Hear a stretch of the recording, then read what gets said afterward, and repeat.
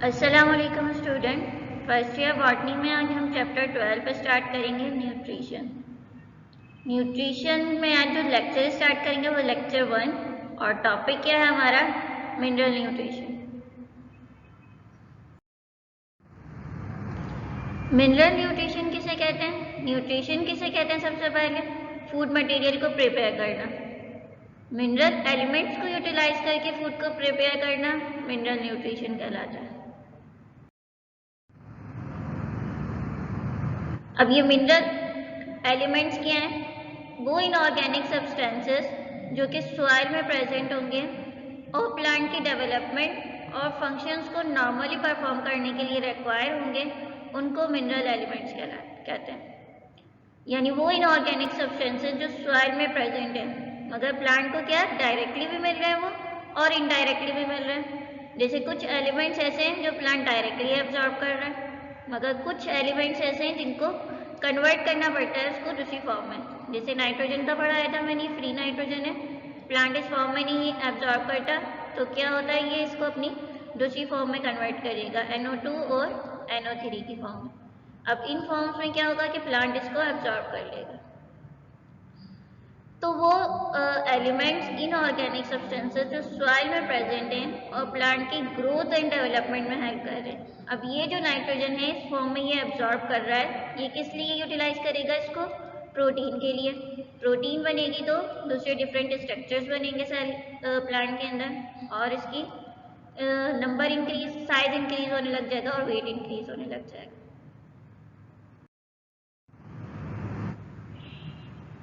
Mineral elements की दो types हैं, एक तो मैक्रो एलिमेंट्स है और सेकेंड टाइप कौन सी है? Micro elements. मैक्रो एलिमेंट्स कौन से हैं? वो एलिमेंट्स जो प्लांट को लार्ज क्वांटिटी में रिक्वायर हैं, बहुत ज़्यादा अमाउंट में रिक्वायर होंगे, वो मैक्रो एलिमेंट्स कहलाएंगे। इसी तरह माइक्रो एलिमेंट्स कौन से हैं? जो प्लांट को लेस अमाउंट में या लो अमाउंट में रिक्वायर होंगे वो माइक्रो एलिमेंट्स कहलाएंगे। मैक्रो एलिमेंट्स की एग्जांपल में nitrogen, phosphorus, potassium, calcium, magnesium और सल्फर आते हैं। इसी तरह माइक्रो एलिमेंट्स जो कि लो अमाउंट में रिक्वायर हैं, लेस अमाउंट में रिक्वायर हैं, इसमें iron, manganese, boron, molybdenum, copper, zinc, chlorine और कोबाल्ट शामिल है। आपको जो सिलेबस है उसमें चारों के चारों मैक्रो एलिमेंट्स इंक्लूडेड है, नाइट्रोजन, फॉस्फोरस, पोटेशियम और मैग्नीशियम। यानी वो एलिमेंट्स जो प्लांट को लार्ज अमाउंट में रिक्वायर हैं, लार्ज क्वांटिटी में रिक्वायर हैं। रोल क्या है इन मिनरल न्यूट्रिएंट्स का प्लांट की लाइफ में? कुछ ना कुछ स्पेसिफिक हर एलिमेंट्स का रोल है।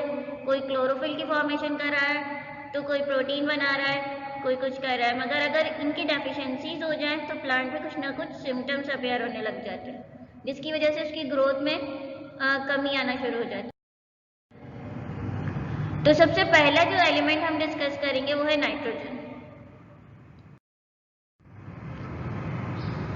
नाइट्रोजन क्या है? ये सॉइल में प्रेजेंट है नाइट्रेट्स की फॉर्म में या अमोनियम सॉल्ट की। अमोनियम सॉल्ट की फॉर्म में होगा तो यहाँ कुछ बैक्टीरियाज होंगे जो इसको इस फॉर्म में कन्वर्ट कर देंगे और प्लांट इसको इजीली यूटिलाइज कर लेगा। तो ये इस फॉर्म में जब होगा तो प्लांट इसको एब्जॉर्ब कर लेंगे NO3 की फॉर्म में। एसेंशियल कॉन्स्टिट्यूट है, मतलब प्रोटीन के लिए। प्रोटीन क्या है? ये छोटी छोटी यूनिट से मिलकर बना है। ये एक मैक्रो मॉलिक्यूल है जो कि छोटी छोटी यूनिट से मिलकर बना है जिन्हें अमाइनो एसिड कहते हैं। हर अमाइनो एसिड में दो ग्रुप्स होते हैं, एक कार्बोक्सिल ग्रुप है उसका और दूसरा अमीनो ग्रुप है। तो ये जो अमीनो ग्रुप है इसके अंदर क्या मौजूद है? नाइट्रोजन। जब ये नाइट्रोजन ही नहीं होगा, इसकी एब्सेंस हो जाएगी तो अमाइनो एसिड नहीं बनेगा। अमाइनो एसिड नहीं बनेगा तो प्रोटीन नहीं बनेगी। प्रोटीन नहीं बनेगी तो सेल के अंदर जो है ना डिवीजन स्टार्ट होगी और ना वो अपनी नॉर्मल फंक्शन परफॉर्म कर पाएगा। इसी तरह ये एसेंशियल कॉन्स्टिट्यूट है न्यूक्लियोटाइड का और न्यूक्लिक एसिड का। न्यूक्लिक एसिड एक बड़ी टर्म है और इसमें जो छोटी छोटी यूनिट्स होंगी वो न्यूक्लियोटाइड कहलाएंगे। इसी तरह ये रिक्वायर है क्लोरोफिल के मॉलिक्यूल की सिंथेसिस के लिए भी। ये एक न्यूक्लिक एसिड है जो कि DNA, इसके अंदर जो छोटी छोटी यूनिट्स हैं ये यहाँ बॉन्डिंग हुई होती है यूनिट्स की, एडेनिन, गुआनिन, साइटोसिन, थायमिन जो होती हैं, वो न्यूक्लियोटाइड कहलाती है।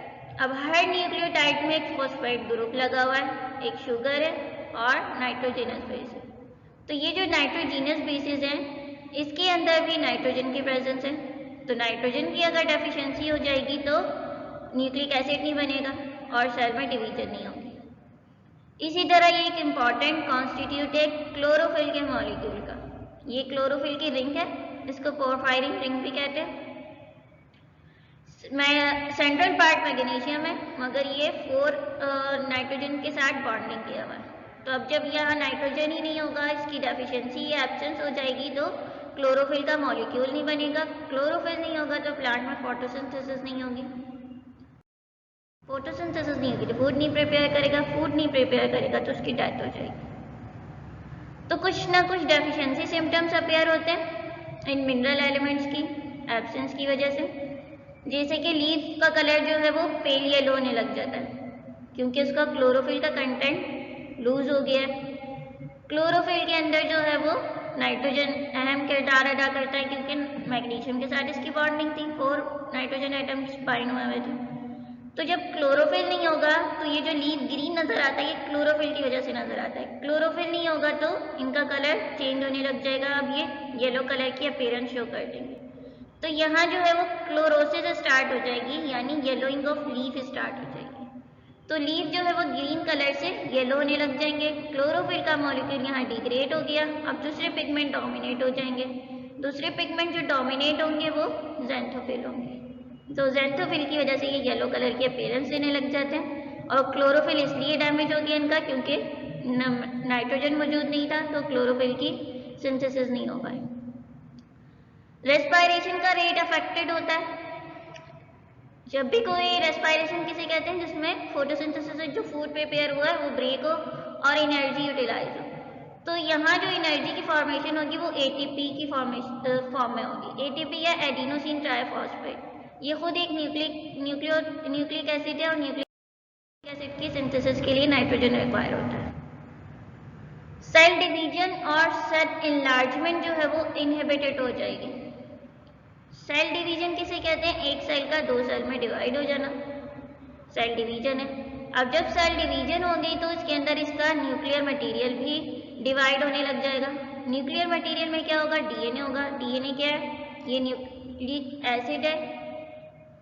तो जब यही नहीं होगा, जब भी किसी भी सेल में डिवीजन होगी तो ये न्यूक्लिक एसिड जो है वो डुप्लीकेट होगा। डुप्लीकेट होने के बाद ये 2 सेल्स में डिवाइड होगा इक्वली। तो जब इसकी फॉर्मेशन ही नहीं होगी तो डिवीजन भी नहीं हो पाएगी। इसी तरह ये सेल इनलार्जमेंट में हेल्प करता है, यानी सेल के साइज को इंक्रीज करता है। अब सेल को अपना साइज इंक्रीज करने के लिए कुछ एंजाइम्स की रिक्वायरमेंट है, और एंजाइम्स भी प्रोटीन नेचर है, जिनको जो छोटी यूनिट से मिलकर बने अमाइनो एसिड। तो नाइट्रोजन नहीं होगा तो अमाइनो एसिड नहीं बनेगी, अमाइनो एसिड नहीं बनेगा तो प्रोटीन नहीं बनेगी या एंजाइम्स नहीं बनेंगे जो उसको अपना साइज इंक्रीज करने के लिए रिक्वायर है। तो ये सेल डिवीजन और सेल इनलार्जमेंट जो है वो नाइट्रोजन की डेफिशिएंसी की वजह से इनहिबिट हो जाएगी, रुकना शुरू हो जाएगी। इसके अलावा जो नेक्स्ट सिम्टम्स है वो है कि भाई वेन्स का कलर पर्पल और रेड होने लग जाएगा, क्योंकि यहाँ पर एंथोसायनिन पिगमेंट की प्रोडक्शन हो जाएगी, डेवलपमेंट स्टार्ट हो जाएगी। तो ये जो लाइनें नज़र आ रही हैं आपको, ये वेन्स कहलाती हैं। यहाँ पर रेड या पर्पल कलर की अपीयरेंस शुरू हो जाएगी, क्योंकि यहाँ दूसरा पिगमेंट डोमिनेट कर गया है जो कि एंथोसायनिन है। क्लोरोफिल तो बन नहीं सकता क्योंकि नाइट्रोजन की डेफिशिएंसी हो गई, तो दूसरे पिगमेंट्स ने यहाँ अपनी डोमिनेशन स्टार्ट कर दी। प्लांट की ग्रोथ स्टंटेड हो जाएगी, रुकना शुरू हो जाएगी। लेटरल बड्स जो है वो डॉर्मेंट रहेंगी, यानी मजीद ग्रो नहीं करेंगी, जिसकी वजह से ट्रिलरिंग का प्रोसेस नहीं हो पाएगा। ये एक मेन शूट है। अब यहाँ पर ये जो है वो एडिशनल ब्रांचेस डेवलप हो जाती हैं। हर एडिशनल ब्रांचेस को टिलर कहते हैं। तो नाइट्रोजन की डेफिशिएंसी में क्या होगा कि ये टिलर्स की फॉर्मेशन नहीं होगी, स्टॉप हो जाएगी। प्रोटीन नहीं है उसके पास, तो वो अपने नए पार्ट्स को डेवलप नहीं कर पाएगा। तो ये जो टिलरिंग किसे कहते हैं? एडिशनल ब्रांचेस को। तो ये एडिशनल ब्रांचेस की ग्रोथ है, ये स्टॉप हो जाएगी, इनएक्टिव हो जाएंगी, मतलब ग्रो नहीं कर पाएंगे अपने से। डोरमेंसी प्रोलॉन्ग हो जाएगी और अर्ली सेनेसेंस हो जाएगी। सेनेसेंस एजिंग को कहते हैं, यानी प्लांट में एजिंग स्टार्ट हो जाएगी, बूढ़ा होने लग जाएगा वो, और डोरमेंसी क्रिएट हो जाएगी, मजीद बढ़ नहीं पाएगा क्योंकि प्रोटीन नहीं है उसके पास। सेनेसेंस में क्या होगा कि ये जो लीव्स हैं इसके, ये झड़ना शुरू हो जाएंगे, गिरने लग जाएंगे। नेक्स्ट जो एलिमेंट है हमारे पास मिनरल एलिमेंट, वो है फॉस्फोरस। फॉस्फोरस जो है वो प्लांट एब्सॉर्ब करेगा सोल्यूबल फॉर्म में, H3PO4 की फॉर्म में या HPO4 की फॉर्म में। कहाँ प्रेजेंस होगा ये? ग्रोइंग रीजन में या स्टोरेज रीजन में, जैसे कि फ्रूट और सीरियल्स।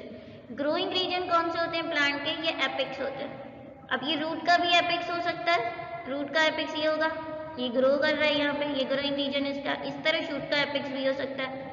तो ये ग्रोइंग रीजन में मौजूद होंगे और स्टोरेज रीजन में, यानी कि कुछ फ्रूट्स में होंगे और सीड्स वगैरह में होंगे।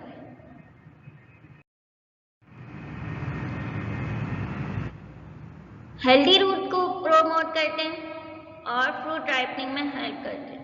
कैसे फ्रूट राइपनिंग में हेल्प करते हैं? ये एक अनराइप फ्रूट है बनाना का, जिसमें कौन सा पिगमेंट डोमिनेट हुआ है? क्लोरोफिल। अब इस वाले बनाने के अंदर फॉस्फोरस क्या करेगा? ट्रांसलोकेशन कराएगा, यानी कि कार्बोहाइड्रेट की मूवमेंट कराएगा, एक जगह से दूसरी जगह उनको शिफ्ट करवाना शुरू कर देगा। तो क्या होगा? अब इसके अंदर दूसरे पिगमेंट डोमिनेट होने लग जाएंगे, जैसे ज़ैंथोफिल डोमिनेट हो जाएगा तो ये फ्रूट राइप हो जाएगा। तो ये फ्रूट राइपनिंग कराएंगे, ट्रांसलोकेशन कराएंगे, कार्बोहाइड्रेट या फूड मटेरियल की एक जगह से दूसरी जगह शिफ्टिंग करवाना शुरू कर देंगे और रूट की जो ग्रोथ है वो हेल्दी करने लग जाएंगे। इसके अलावा जो है ये एसेंशियल एलिमेंट है सेल मेम्ब्रेन का। सेल मेम्ब्रेन में आपने पढ़ा होगा कि फॉस्फोलिपिड बाइलेयर है, तो ये जो फॉस्फोलिपिड जो इसका मॉलिक्यूल है, यहाँ फॉस्फोरस मौजूद होता है। न्यूक्लिक एसिड में एक फॉस्फेट ग्रुप लगा हुआ था शुगर बेस के साथ। कोएंजाइम्स, यानी कि वो एंजाइम जो इलेक्ट्रॉन को ट्रांसपोर्ट करने या इलेक्ट्रॉन कैरियर के तौर पर एक्ट करेंगे, वहाँ पर ये ATP जैसे के अंदर मौजूद होगा। ये एक कोएंजाइम है, एक NADP NADH, इनके अंदर ये फॉस्फेट ग्रुप मौजूद होगा। इसी तरह न्यूक्लिक एसिड के अंदर मौजूद होगा, ये इसकी शुगर है बेस, ये इसका नाइट्रोजनस बेस है, मगर यहाँ जो फॉस्फेट ग्रुप है यहाँ पे 3 फॉस्फोरस के ग्रुप्स लगे होंगे। डेफिशिएंसी सिम्टम्स क्या है इसके? कैम्बियम की एक्टिविटी रिड्यूस हो जाएगी, यानी कि कैम्बियम के सेल्स जो हैं वो डिवाइड नहीं कर पाएंगे, क्योंकि ये ट्रांसलोकेशन का काम करते हैं, एक जगह से दूसरी जगह शिफ्टिंग करवाते हैं फ्रूट की। जब ये शिफ्टिंग ही नहीं होगी तो कैम्बियम की एक्टिविटी नहीं हो पाएगी। कैम्बियम के जो सेल्स हैं वो वेस्कुलर बंडल्स के दरमियान होंगे, एक जाइलम होगा ये वाला, ये फ्लोएम है, और ये जो बीच में सेल्स हैं ये कैम्बियम है। तो जब ट्रांसलोकेशन नहीं होगी, फूड एक जगह से दूसरी जगह मूव नहीं कर पाएगा, तो ये जो कैम्बियम की एक्टिविटी है रिड्यूस हो जाएगी। बेसिकली इस कैम्बियम का फंक्शन क्या होता है कि ये जब सेकेंडरी ग्रोथ होती है, प्लांट का डायमीटर इंक्रीज होता है, तो ये एक्टिवली डिवाइड होगी और दूसरे सेल्स की फॉर्मेशन करेगी, यानी सेकेंडरी फ्लोएम और सेकेंडरी जाइलम की।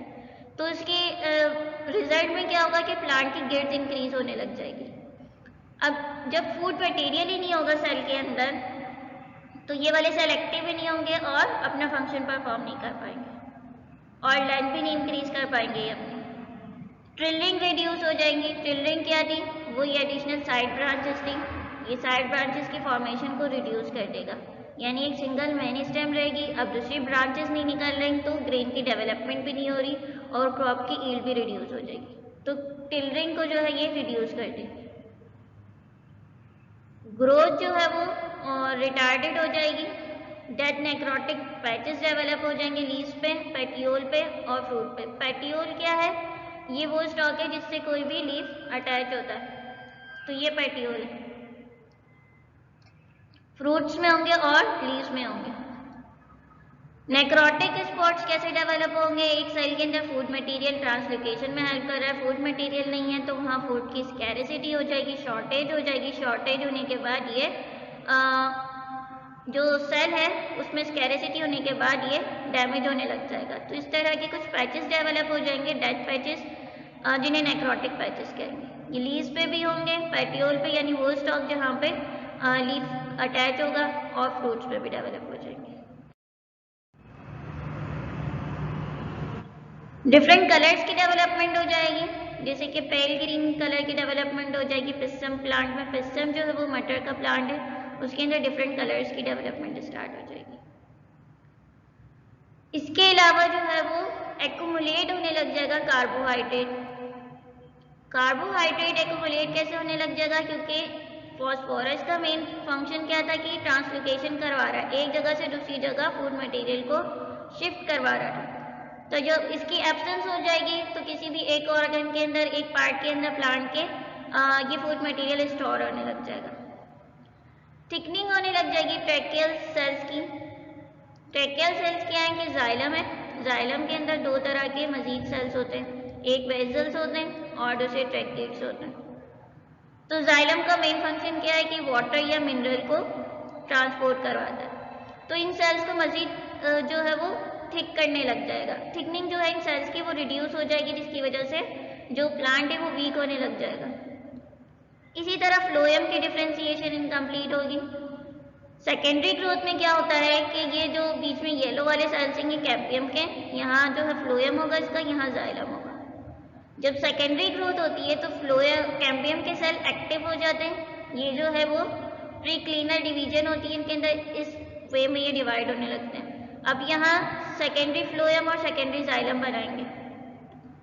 तो जब ये सेकेंडरी जाइलम की फ्लोएम की फॉर्मेशन होगी तो ये नहीं हो पाएगी इन सेल्स के अंदर, ट्रांसलोकेट नहीं हो रहा फूड मटेरियल, एक सेल से दूसरे सेल में एक्टिव नहीं हो पा रहे, तो ये कैम्बियम सेल एक्टिव नहीं होंगे और ये सेकेंडरी जाइलम और सेकेंडरी फ्लोएम की फॉर्मेशन नहीं कर पाएंगे। तो सेकेंडरी जो फ्लोएम है इनकी डिफ्रेंसिएशन नहीं हो पाएगी, यानी ये प्राइमरी रहेंगे और सेकेंडरी फ्लोएम नहीं बन पाएंगे। और थिकनिंग हो जाएगी, यानी कि ये जो थिकनिंग वाले सेल्स है ट्रैकियल सेल्स, इनकी थिकनिंग रिड्यूस हो जाएगी, जिसके नतीजे में प्लांट सॉफ्ट होने लग जाएगा, मतलब उसमें कोई स्ट्रेस नहीं रहेगी, वीक होने लग जाएगा। नेक्स्ट एलिमेंट हमारे पास पोटेशियम। पोटेशियम जो है वो वाइडली डिस्ट्रीब्यूटेड होता है सॉइल में मिनरल के तौर पर, हेल्प करता है ओपनिंग और क्लोजिंग स्टोमेटा में। स्टोमेटा क्या है? स्मॉल पोर्स है जो कि एपिडर्मल लेयर के करीब मौजूद होते हैं। तो दो तरह के बीन या गार्ड शेप सेल्स हैं और इनके दरमियान में जो कैविटी है वो स्टोमा कहलाती है। तो इन स्टोमेटा का फंक्शन क्या है कि ये ट्रांसपायरेशन में हेल्प करते हैं, यानी टेम्परेचर बहुत ज़्यादा हो जाता है तो प्लांट का टेम्परेचर कूल करने के लिए वाटर को एवापोरेट के फॉर्म में रिलीज करते हैं। इसी तरह कुछ गैसियस एक्सचेंज में भी हेल्प करते हैं, जैसे कार्बन डाइऑक्साइड इंटर होती है और ऑक्सीजन रिलीज होती है। तो ये कैल्शियम आयन का क्या काम है पोटेशियम आयन का, कि ये जो है वो रेगुलेट करते हैं इनकी ओपनिंग और क्लोजिंग में। जब स्टोमेटा ये आयन को जो है वो कार्बन डाइऑक्साइड को इंटर करेंगे और ऑक्सीजन के मॉलिक्यूल्स को बाहर करेंगे, ओपनिंग और क्लोजिंग यानी गैसियस एक्सचेंज में हेल्प करेंगे, इसके साथ साथ ट्रांसपायरेशन में हेल्प करेंगे। तो पोटेशियम आयन का काम क्या है कि ये ओपनिंग और क्लोजिंग में हेल्प करेंगे, और स्टोमेटा का काम क्या है कि ये ट्रांसपायरेशन में हेल्प करेंगे और गैसियस एक्सचेंज में हेल्प करेंगे। इसके अलावा ये हाईएस्ट कंसेंट्रेशन में कहाँ पाए जाएंगे? मेरिस्टेमेटिक रीजन में। मेरिस्टेम क्या है? वो ग्रुप ऑफ सेल है, बहुत सारे ग्रुप्स के सेल हैं, इनका फंक्शन क्या है कि ये डिवीजन में हेल्प करेंगे, डिवाइड करेंगे। इसी तरह ये मेरिस्टेम के सेल्स जो हैं वो कुछ एपेक्स पे भी मौजूद होंगे और कुछ जो है वो लेटरल ब्रांचेस पे भी मौजूद होंगे। तो जो एपेक्स पे मौजूद होंगे तो वो इनकी लेंथ को इंक्रीज करेंगे। अब वो लेंथ शूट की भी हो सकती है और वो लेंथ रूट की भी हो सकती है। इसी तरह अगर ये लेटरल मेरिस्टेम के सेल्स होंगे तो वो वेस्कुलर बंडल की फॉर्मेशन करेंगे। तो ये पोटेशियम आयन कहाँ मौजूद होंगे? ये हाईएस्ट कंसेंट्रेशन में मौजूद होंगे मेरिस्टेमेटिक रीजन में, यानी वो रीजन जहाँ सेल रैपिडली डिवाइड हो रहे हैं। इसके अलावा क्या फंक्शन है कि ये कुछ एंजाइम्स को एक्टिवेट करवाएंगे और फिर उन एंजाइम्स को एक्टिवेट करवाएंगे जो पेप्टाइड या कार्बोहाइड्रेट मेटाबॉलिज्म में हेल्प करेंगे। या तो उस रीजन में मौजूद हैं जहाँ सेल रैपिडली डिवाइड हो रहे हैं, मेरिस्मेटिक रीजन कहते हैं, या कुछ एंजाइम्स को एक्टिवेट करने के लिए कोफैक्टर के तौर पर एक्ट करेंगे और उन एंजाइम्स को एक्टिवेट करेंगे और वो दूसरे फंक्शंस परफॉर्म करेंगे। इसी तरह इनके कुछ ना कुछ डेफिशिएंसी सिम्टम्स हैं कि अगर इनकी एब्सेंस हो जाए तो प्लांट पे क्या इफेक्ट पड़ेगा। तो लीव जो है वो डल और ब्लूइश ग्रीन होने लग जाएंगे। ग्रीन नॉर्मल कलर था इसका, अब इनकी एब्सेंस होने लग गई तो ये ब्लूइश ग्रीन कलर के सिम्टम्स अपेयर होने लग जाएंगे। इर्रेगुलर क्लोरोसिस होगी, यानी कि येलोइंग ऑफ लीव स्टार्ट हो जाएगी। उसके बाद क्या होगा, नेक्रोटिक पैचेस डेवलप होंगे टिप पे या मार्जिन पे। तो पहले जो है स्टार्ट में पूरा लीव जो है वो यहाँ से येलो होना शुरू हो गया था। येलो होने के बाद क्या होगा, जब डेफिशिएंसी सिम्टम मजीद बढ़ने लग जाएंगे तो डेड सेल्स क्रिएट हो जाएंगे जिसे नेक्रोटिक एरिया कहेंगे। ये कहाँ क्रिएट होगा, या तो लीफ की टिप होगी या मार्जिन होगी। तो मार्जिन या टिप पे ये नेक्रोटिक एरियाज डेवलप कर लेंगे। इसी तरह ये वाला एक लीफ है, ये हेल्दी टिश्यूज हैं इसके, मगर जब इसके अंदर पोटेशियम की डेफिशिएंसी होने लग गई तो यहाँ क्लोरोसिस स्टार्ट होने लग गई, येलोइंग ऑफ लीफ होने लग गई और कुछ नेक्रोटिक एरियाज डेवलप हो गए।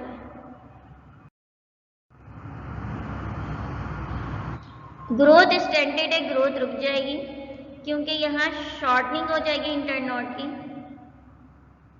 ये एक नॉर्मल प्लांट है। इंटरनोड नोड किसे कहते हैं, नोड वो एरिया है जहाँ से लीव अराइज होगा। ये नोड का रीजन है जहाँ से लीव अराइज होगा, ये दूसरा नोड है, दोनों नोड हो गए।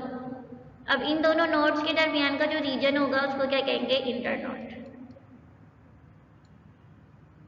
तो जब पोटेशियम की डेफिशिएंसी हो जाएगी तो ये जो इंटरनोड का रीजन है ये रिड्यूस होने लग जाएगा, कम होने लग जाएगा। जब इंटरनोड रिड्यूस हो जाएंगी तो इसकी हाइट पे इफेक्ट पड़ेगा, यानी इसकी ग्रोथ रुक जाएगी, हाइट कम हो जाएगी इसकी। तो एक नॉर्मल प्लांट है जिसमें देखें ये एक इंटरनोड, दूसरा इंटरनोड, बहुत बड़ी बड़ी सी इंटरनोड्स मौजूद हैं। मगर जब इसमें डेफिशिएंसी सिम्टम्स हो गई तो ये इंटरनोड का एरिया रिड्यूस होने लग गया। अब प्लांट की जो है वो ग्रोथ भी छोटी हो गई, हाइट छोटी हो गई, ड्वार्फ हो गया ये, और इसके अंदर ग्रेन्स की प्रोडक्शन भी कम होने लग जाएगी। ब्रॉड लीफ का जो लेमिना है वो कर्ल होने लग जाएगा बैकवर्ड टूवर्ड्स अंडर सरफेस, या रोल होने लग जाएगा अपर सरफेस की तरफ।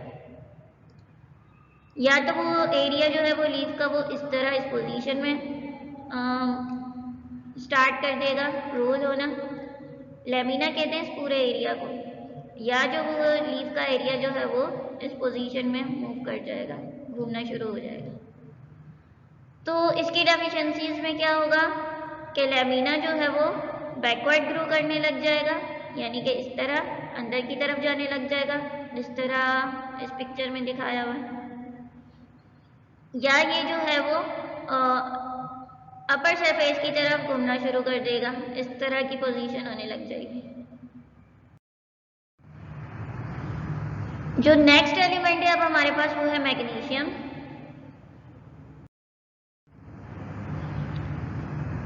मैग्नीशियम, अच्छा ये तमाम के तमाम जो मिनरल एलिमेंट्स हैं ये सब के सब मोबाइल हैं। मोबाइल का मतलब क्या है कि इनमें डेफिशिएंसी सिम्टम्स ओल्डर लीव्स पे पहले डेवलप होंगे और फिर यंगर लीव्स पे डेवलप होंगे, यानी कि जो प्लांट होगा उसकी जो बेस का जो एरिया होगा, जैसे ये प्लांट है, यहाँ जो लीव्स होंगे यहाँ पहले सिम्टम्स अपेयर होंगे और जो उससे न्यूली फॉर्म नए अराइज होने वाले लीव होंगे तो वहाँ देर में डेवलप होंगे। तो ये डेफिशिएंसी सिम्टम इस तरह प्रोग्रेस करेंगे, यानी कि ओल्डर लीव से यंगर लीव्स पे। और तमाम के तमाम एलिमेंट्स क्या है, मोबाइल है।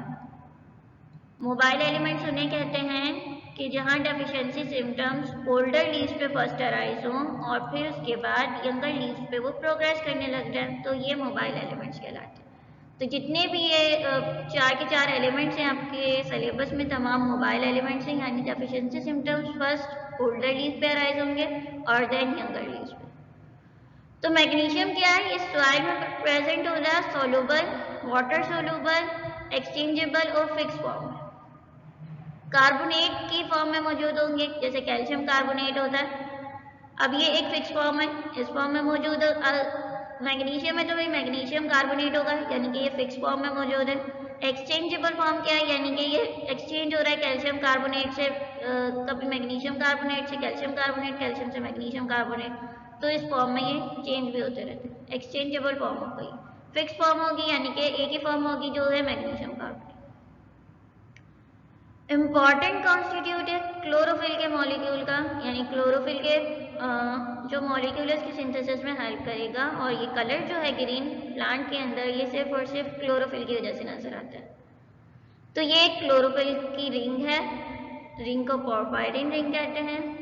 इसके अंदर जो सेंट्रल एलिमेंट है वो मैग्नीशियम है। तो मैग्नीशियम रिस्पॉन्सिबल है प्लांट्स में ग्रीन कलर के डेवलपमेंट के लिए। ये मैग्नीशियम जो है वो 4 नाइट्रोजन के एलिमेंट्स के कंबाइन। तो जाहिर सी बात है जब क्लोरोफिल की फॉर्मेशन नहीं होगी तो यहाँ भी एक सिस्टम डेवलप होगा जिसे क्लोरोसिस कहते हैं। मोबाइल एलिमेंट्स हैं, तमाम मोबाइल एलिमेंट्स हैं, ये भी मोबाइल एलिमेंट है। Deficiency symptoms first older leaves पे अपेयर होंगे और फिर यंगर लीव्स पे, यानी कि डेफिशिएंसी सिम्टम पहले यहाँ अपेयर होंगे ओल्डर लीव्स पे, फिर ये प्रोग्रेस करते करते यंगर लीव्स पे चले जाएंगे। एसेंशियल है सिंथेसिस करवाने के लिए फैट्स की या कार्बोहाइड्रेट या फॉस्फोरस के मेटाबॉलिज्म में इन्वॉल्व होता है। डेफिशिएंसी सिम्टम्स क्या है अब यहाँ जो क्लोरोसिस होगी वो पूरे लीफ में नहीं होगी। जैसे नाइट्रोजन में जो था पूरा का पूरा लीफ येलो होने लग गया था, फिर फॉस्फोरस में जो पढ़ा था हमने तो वो इरेगुलर क्लोरोसिस थी, टिप से मार्जिन से स्टार्ट होती पूरे लीफ को येलो कर रही थी। मगर यहाँ जो क्लोरोसिस है वो डिफरेंट टाइप की है। यहाँ इंटरवीनल क्लोरोसिस होगी। इंटरवीनल मतलब वेन्स के दरमियान में, ये वेन्स हैं ये इसकी लीफ की, तो वेन्स तो ग्रीन रहेंगी इसकी जैसे ये वाली लीफ में नजर आ रही हैं, मगर जो इनके दरमियान का जो रीजन है ये येलो होने लग जाएगा। वेन्स ग्रीन होंगी मगर जो इनके दरमियान में रीजन होगा दूसरा रीजन और इसका मार्जिन, ये तमाम चीजें येलो होने लग जाएंगी। तो इस तरह की क्लोरोसिस कौन सी कहलाएगी? इंटरवीनल क्लोरोसिस। ये एक नॉर्मल लीफ है। येलोइंग ऑफ लीफ कहाँ से स्टार्ट हुई? इसमें दोनों वेन्स के दरमियान में जो रीजन था वहां से। तो इस तरह के क्लोरोसिस को इंटरवीनल क्लोरोसिस कहते हैं। या इस प्लांट में भी देखें कि वेन्स पूरी ग्रीन है मगर जो इसके दरमियान का रीजन है और जो इसके मार्जिन से तमाम के तमाम येलो होगा। तो ये वाली क्लोरोसिस इंटरवीनल क्लोरोसिस कहलाती है। इसी तरह लीव्स में जो है वो कुछ नेक्रोटिक स्पॉट्स डेवलप हो जाएंगे, यानी डेथ टिश्यूज बनने लग जाएंगे जब इसकी डेफिशिएंसी प्रोग्रेस कर जाएगी। तो इस तरह के कुछ डेथ टिश्यूज बनना शुरू हो जाएंगे। क्लोरोफिल नहीं है, फूड नहीं, फोटोसिंथेसिस नहीं हो रही, फूड नहीं प्रिपेयर कर रहा, फूड की शॉर्टेज हो रही, तो जाहिर है सेल डेथ होने लग जाएंगे। तो नेक्रोटिक पैचेस या स्पॉट्स डेवलप होने लग जाएंगे इसकी। इसके साथ क्या होगा कि जो सीवियरली अफेक्टेड लीव है वो विदर होने लग जाएगा, मुरझाने लग जाएगा, या शेड हो जाएगा, या बिल्कुल ही गिर जाएगा। तो इस तरह जो ये प्लांट है वो इस तरह इसकी डेफिशिएंसी सिम्टम्स में मुरझाना शुरू कर देगा या गिरना भी शुरू कर देंगे भाई इस तरह। मगर कभी ऐसा होगा कि हेल्दी जो लीव्स हैं वो भी गिरने लग जाएंगे क्योंकि मज़ीद फूड नहीं प्रिपेयर हो जा, तो शॉर्टेज हो रही है फूड की, तो लीव गिरना शुरू कर देंगे। तो यहाँ तक इस तमाम डेफिशिएंसी सिम्टम्स कंप्लीट हुआ है। मिनरल न्यूट्रिशन का जो है ये टॉपिक कंप्लीट हो गया। एग्जाम में जो है नाइट्रोजन, फॉस्फोरस, इनके बारे में इनका रोल भी आ जाता है या इनकी डेफिशिएंसी सिम्टम्स भी आ जाते हैं। तो अब जो हमारा नेक्स्ट लेक्चर होगा उसके अंदर हम ऑटोट्रॉफिक या हेटेरोट्रॉफिक न्यूट्रिशन को पढ़ेंगे और हेटेरोट्रॉफिक मोड ऑफ न्यूट्रिशन में कुछ कार्निवोरस प्लांट है उनको पढ़ेंगे। तो उसके बाद हमारा मिड टर्म का सिलेबस कंप्लीट हो जाएगा। तो मिनरल एलिमेंट्स क्या है? एक रॉ मटेरियल के तौर पर एक्ट करते हैं जो जिनको प्लांट को रिक्वायर है कुछ ना कुछ अपने फंक्शंस परफॉर्म करने के लिए।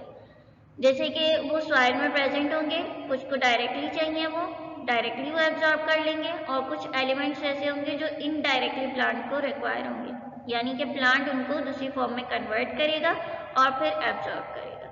इन मिनरल एलिमेंट्स की डेफिशिएंसी यानी कि एब्सेंस की वजह से प्लांट में कुछ ना कुछ इफेक्ट्स डेवलप होंगे। या तो उनका क्लोरोफिल नहीं बन पाएगा, तो क्लोरोफिल नहीं बन पाएगा तो उनमें क्लोरोसिस हो जाएगी। इसी तरह एक और टर्म आई थी बीच में सेनिसेंस। सेनिसेंस किसे कहते हैं? एजिंग को, यानी कि बूढ़े होने लग जाएंगे, उनकी जल्दी से डेथ होना शुरू हो जाएगी। तो इस तरह हमारा मिनरल एलिमेंट्स का ये टॉपिक कंप्लीट हुआ और नेक्स्ट लेक्चर में हम नया टॉपिक स्टार्ट करेंगे। जब तक के लिए खुदा हाफिज़।